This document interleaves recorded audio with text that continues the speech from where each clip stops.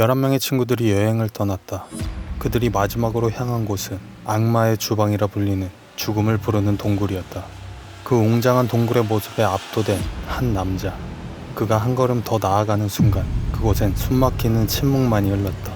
한 남자가 18m 아래 수직 동굴에 고립되었다. 지상에는 10명의 친구들이 남아있다. 하지만 그들에게는 친구를 구할 방법이 없었다. 2006년 여름, 인도 케랄라주 만주멜의 평범한 동네. 용접공, 페인트공, 공장 노동자로 일하며 하루하루를 살아가던 11명의 젊은 친구들. 이들은 다르샤나라는 지역 클럽 소속으로 지역의 여러 활동을 함께하며 어릴 적부터 형제처럼 끈끈한 우정을 나눠온 사이였다. 그들에게는 오랫동안 함께 그려온 하나의 목표가 있었다. 바로 고아로의 여행이었다. 아름다운 해변과 활기 넘치는 밤문화, 포르투갈 식민지 시절의 독특한 건축물이 어우러진 그곳은 당시 인도 젊은이들 사이에서 자유와 해방을 상징하는 최고의 휴양지로 꼽혔다.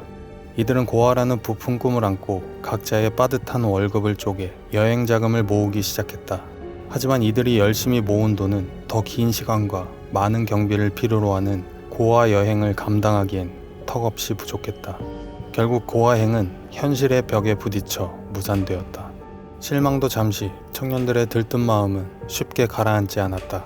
이들은 즉흥적으로 계획을 변경했다. 비교적 거리가 가깝고 경비 부담이 적은 타밀나두의 고원 휴양지 코다이 카날이 그들의 새로운 목적지가 되었다. 그렇게 2006년 9월 11명의 친구들은 별다른 계획 없이 코다이 카날로 향했다. 여행의 막바지, 이들은 현지에서 가장 유명한 관광지 중 한 곳을 찾는다. 1821년 영국 장교에 의해 처음 서방세계에 기록된 동굴. 당시 그의 기록에 남겨진 동굴의 이름은 악마의 주방이었다. 그 이름의 유래에 대해서는 여러 가설이 존재한다. 첫째는 깊이를 알 수 없는 동굴 내부의 어둠 속에 수많은 박쥐떼가 서식하고 있어 그 음산한 분위기 때문에 붙여졌다는 설. 다른 하나는 고대 인도 대서사시 마하바라타의 주인공인 판다바 5 형제가 왕국에서 쫓겨나 망명 생활을 하던 시절 이곳에 머물며 음식을 조리했다는 신화에서 유래했다는 이야기다. 이토록 불길한 이름의 동굴은 1991년 까말 하산 주연의 타미러 영화 구나가 이곳의 신비로운 풍광을 배경으로 촬영되면서 운명이 바뀐다. 영화가 엄청난 성공을 거두자 동굴은 영화의 이름을 딴 구나 동굴로 더 유명해졌고 전국적인 관광 명소가 되었다. 하지만 화려한 명성 뒤에는 악마의 주방이라는 이름처럼 끔찍한 진실이 숨겨져 있었다. 이곳은 탐험을 위해 안으로 들어갔다가 다시는 돌아오지 못한 사람들로 악명이 높은 죽음을 부르는 동굴이었다. 2016년 경찰 공식 기록으로만 시신조차 수습되지 못한 실종 및 사망 사건이 무려 16건에 달했다. 구나 동굴에 도착한 11명의 친구들의 눈앞에는 거대한 기둥바위 여러 개가 안개 속에 웅장한 모습을 드러내고 있었다. 이곳의 상징인 필러 록스였다. 이 바위들 사이로 깊게 파인 동굴지대는 자욱한 안개와 어우러져 신비로우면서도 음산한 분위기를 자아냈다. 친구들은 이 모습에 더욱 흥분했고 관광객들을 위해 마련된 전망대와 정비된 길에 만족하지 못했다. 이들의 눈에는 숲을 넘어 군데군데 붉은 녹이 쓴 철조망 울타리가 들어왔다. 울타리 기둥에는 타밀어로 무언가 적힌 낡은 표지판이 비스듬히 걸려 있었다. 케랄라에서 온 이들은 타밀어를 읽지 못했다. 그들이 만약 그 낡은 표지판을 읽을 수 있었다면 그곳에 출입 금지, 이 장소에서 13명 사망이라는 섬뜩하고도 명백한 경고가 적혀 있음을 알았을 것이다. 일행은 울타리에 벌어진 틈을 비집고 안으로 들어갔다. 금지된 선을 넘는 순간 등 뒤로 관광객들의 소리는 거짓말처럼 멀어지고 그곳의 공기는 피부로 느껴질 만큼 서늘하고 습해졌다. 이제부터는 정해진 길이 없었다. 이들은 이끼가 낀 바위를 밟고 나무 뿌리가 얽힌 비탈을 오르며 더 깊은 곳으로 나아갔다. 자신들이 진짜 구나 동굴을 탐험하고 있다는 흥분에 취해 아슬아슬한 바위 끝에 서서 서로의 모습을 카메라에 담기 시작했다. 한참을 더 들어갔을 때 일행 중 한 명이 동굴의 진짜 입구처럼 보이는 어두운 균열을 발견했다. 그 앞에서 잠시 숨을 고르던 중 그룹의 일원이었던 24살의 수바시가 말했다. 수바시는 친구에게 카메라를 맡기고 그곳을 향해 망설임 없이 한 발을 내디뎠다.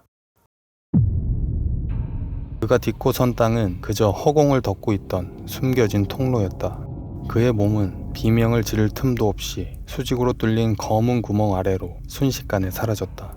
그렇게 그는 약 24m, 아파트 8층 높이에 달하는 깊이로 추락했다. 그 순간 찰나의 정적이 흘렀다. 친구들은 처음엔 그가 단순히 미끄러져 넘어진 줄 알았다. 하지만 그가 사라진 자리에는 지름 1m 남짓의 새까만 동굴 입구가 그 모습을 드러내고 있었다. 그곳은 단순한 구멍이 아니었다. 돌멩이를 던져넣자 한참 뒤에야 바닥에 부딪히는 소리가 희미하게 들려왔다. 수바시가 떨어진 그곳은 깊이를 가늠할 수 없는 수직 동굴이었다. 그제서야 친구들은 상황을 파악하고 공포에 휩싸여 그의 이름을 부르짖기 시작했다.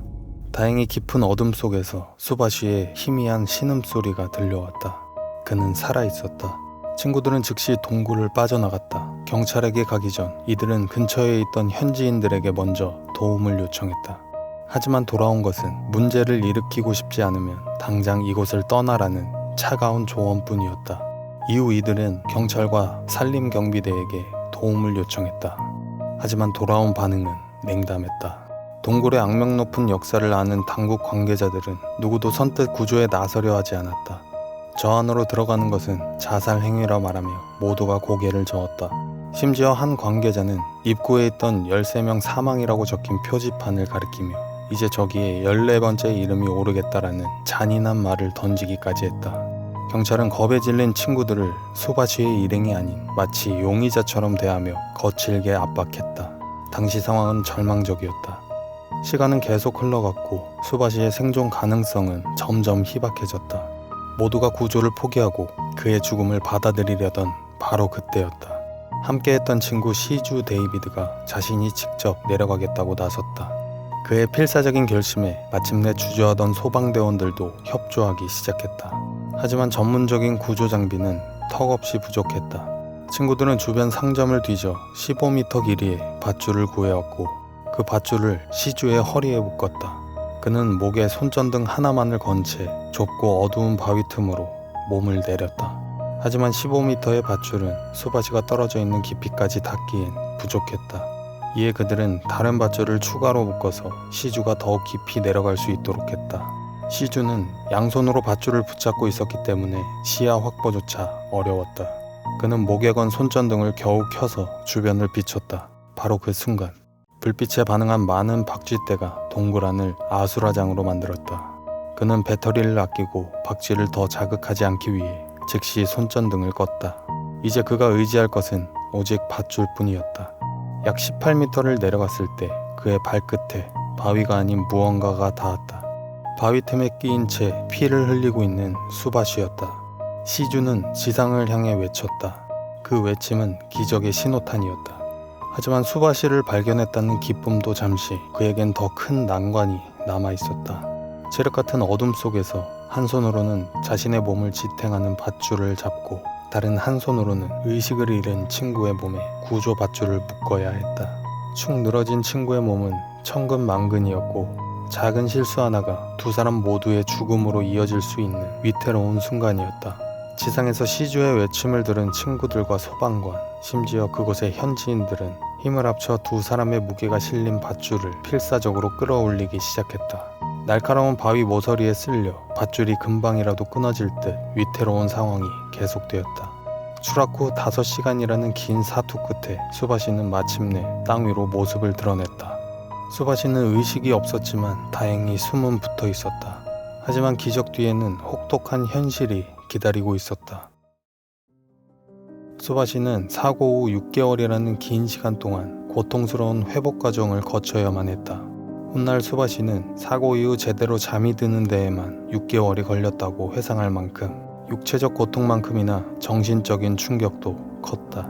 특히 몸의 재활과 회복을 돕는 인도의 전통 의학인 아유르베다 치료를 받으며 2달 가까이 병원에 머물러야 했다. 또한 금지구역에 들어간 혐의로 이들에게는 2,500루피의 벌금이 부과됐다.